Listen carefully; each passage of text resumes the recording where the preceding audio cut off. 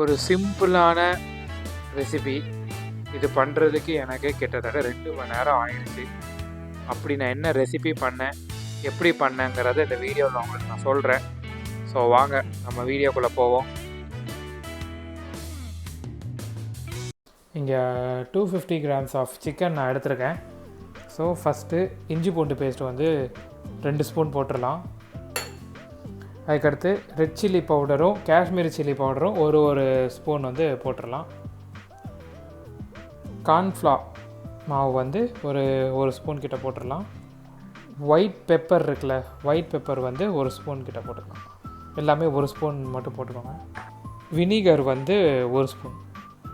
அப்புறம் வினிகர்லேயே வந்து உப்பு இருக்கும், அதனால் இங்கே நம்ம வெறும் அரை ஸ்பூன் இல்லைனா 1/4 ஸ்பூன் மட்டும் போட்டுக்கோங்க. போட்டுட்டு மிக்ஸ் பண்ணிடலாம். ஸோ மேரினேட் பண்ணியாச்சு. இது கரெக்டாக 30 minutes மட்டும் மேரினேட் பண்ணிக்கோங்க. அதுக்கப்புறம் நம்ம இதை வச்சு ஒரு சாஸும் நம்ம கிரேவியும் வந்து பண்ணுவோம். நெக்ஸ்ட்டு ஃபஸ்ட்டு நம்ம சிக்கனை ஃப்ரை பண்ணிடலாம். எண்ணெய் சூடாயிருச்சு, ஸோ சிக்கனை போட்டுடலாம்.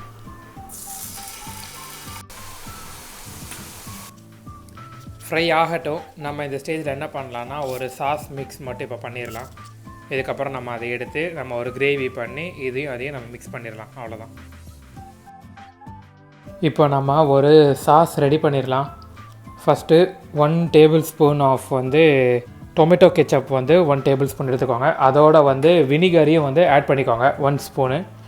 அதுக்கப்புறம் 1 ஸ்பூன் வந்து சோயா சாஸு. அதுக்கப்புறம் ஒயிட் பெப்பர் பவுடரு, அது ஒரு ஸ்பூனு. அதுக்கப்புறம் லைட்டாக தண்ணி, 1 டேபிள் ஸ்பூன் வந்து கார்ன்ஃப்ளவர் பவுடரு. அப்புறம் இதோடு சேர்த்து தண்ணியை நல்லா ஊற்றிடுங்க. ஊற்றிட்டு இதை நல்லா நம்ம மிக்ஸ் பண்ணி விட்ருவோம்.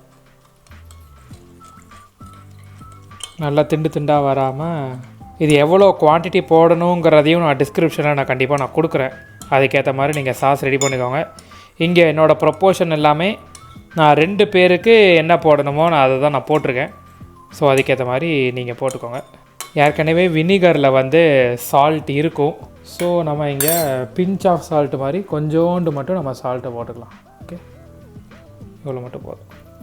நல்லா மிக்ஸ் பண்ணி விட்ருங்க. ஸோ இது ரெடி ஆயிடுச்சு, சாஸ் ரெடி ஆயிடுச்சு. இப்போ நம்ம என்ன பண்ணலான்னா கிரேவி பண்ண ஆரம்பிச்சிடலாம்.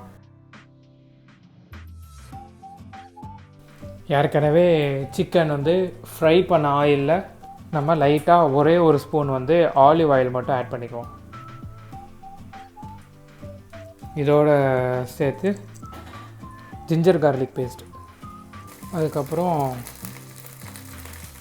1 ஸ்பூன் வந்து ரெட் சில்லி பேஸ்ட்டு போட்டுக்கோங்க.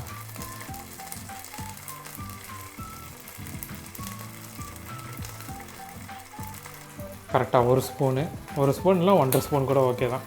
போட்டுட்டு இதை நல்லா நம்ம மிக்ஸ் பண்ணி விட்ருவோம். இந்த ஸ்டேஜில் 1 டம்ளர் வந்து தண்ணி ஊற்றிக்கோங்க. தண்ணி ஊற்றிட்டு நல்லா மிக்ஸ் பண்ணி விட்ருங்க. இந்த ஸ்டேஜில் என்ன பண்ணலான்னா ஃப்ரை பண்ணி வச்சுருந்த சிக்கனை வந்து போட்டிருக்கேன்.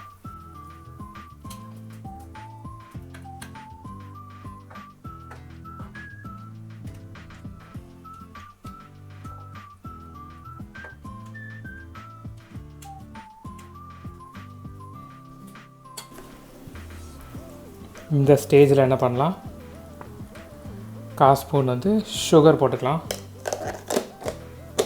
இப்போது நல்லா வந்து ஒரு மாதிரி கொதிக்க ஆரம்பிச்சிருச்சு. அப்புறம் நம்ம என்ன பண்ணலான்னா மிக்ஸ் பண்ணி வச்சுருந்த அந்த சாஸை வந்து நம்ம இதில் ஊற்றிடலாம்.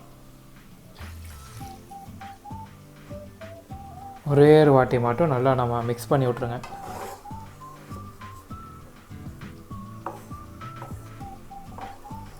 அப்புறம் லைட்டாக வந்து கொதி வர ஆரம்பித்தோன்னே நம்ம வெங்காயமும் கேப்சிகமும் வந்து குடமிளகாவும் நம்ம இந்த மாதிரி வெங்காயமும் கேப்சிகம் வெட்டிக்கோங்க. கேப்சிகம் இந்த மாதிரியும், அதுக்கப்புறம் வெங்காயம் வந்து இந்த மாதிரி வெட்டிக்கோங்க. இப்போ லைட்டாக வந்து கொதிக்க ஆரம்பிச்சிருச்சு. நம்ம இந்த ஸ்டேஜில் என்ன பண்ணலான்னா மேலோட்டமாக இதை போட்டுருவோம்.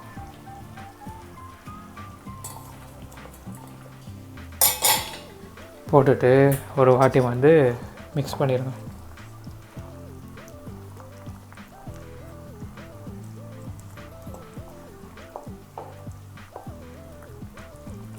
ஒரு 5 மினிட்ஸ், கரெக்டாக 5 மினிட்ஸுக்கு விட்டுருங்க. இந்த சில்லி சிக்கன் கிரேவி வந்து ரெடி ஆயிரும். ஸோ ஒரு வாட்டி நம்ம நல்லா மிக்ஸ் பண்ணி விட்ருவோம். ஆல்மோஸ்ட் ரெடி ஆயிடுச்சு. ஸோ எப்படி இருக்குன்னு பார்க்கலாம்.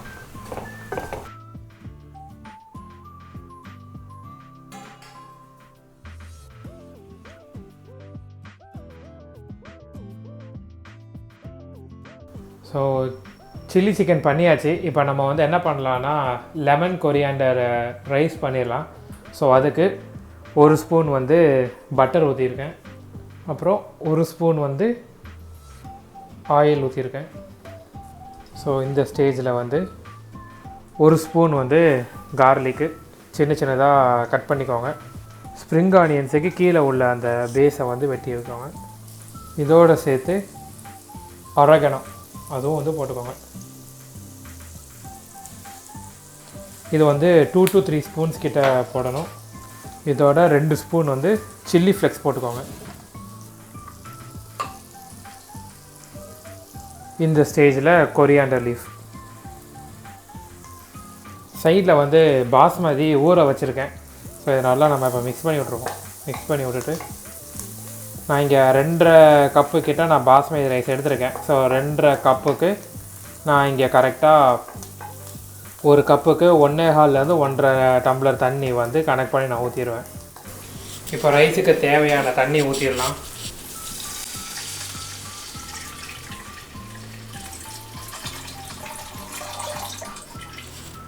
லைட்டாக கொதி வந்தோடனே உப்பும் லெமன் வந்து ஒரு 2 ஸ்பூன் வந்து லெமன் ஜூஸ் ஊற்றிக்கோங்க. அதுக்கப்புறம் நம்ம லைட்டாக கொதி வந்தோடனே நம்ம ரைஸை போட்டு இது தம் வச்சுருவோம்.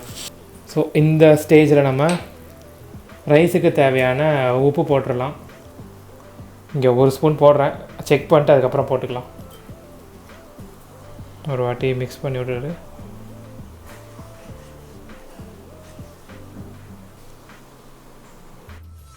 ஸோ 10 நிமிஷம் பாஸ்மதி நல்லா ஊறிடுச்சு. இப்போ நம்ம என்ன பண்ணலாம், லைட்டாக கொதிச்சோன்னே இந்த பாஸ்மதி ரைஸை நம்ம போட்டுருவோம். இப்போ வந்துருச்சு. இப்போ பாஸ்மதி ரைஸை போட்டுருவோம்.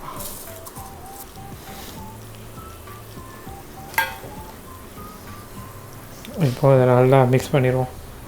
நான் ஏற்கனவே சொல்லியிருக்கேன், ரைஸும் தண்ணியும் ஈக்குவலாக வரும்போது நம்ம தம் வச்சுருவோம். ஓகே, 2 ஸ்பூன் வந்து லெமன் ஜூஸ் அப்படி மேலோட்டமாக ஊற்றிடுங்க. ஊற்றிட்டு கொரியாண்டரை வச்சு சீசனிங் பண்ணிடுங்க. இப்போது ஒரு 10 to 17 மினிட்ஸில் ரைஸ் ரெடி ஆயிரும்.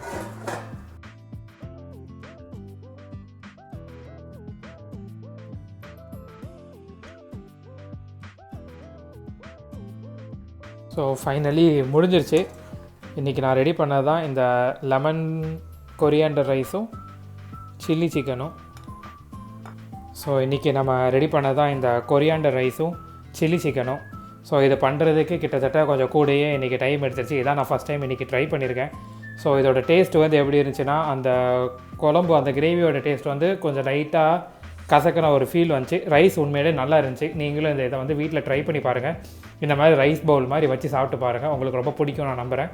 ஸோ இந்த வீடியோ பிடிச்சிருந்துச்சுன்னா லைக் பண்ணுங்கள், ஷேர் பண்ணுங்கள். என்னோடய சேனலை சப்ஸ்கிரைப் பண்ணாதவங்க சப்ஸ்கிரைப் பண்ணுங்கள். So thank you guys. see you on next video. Bye.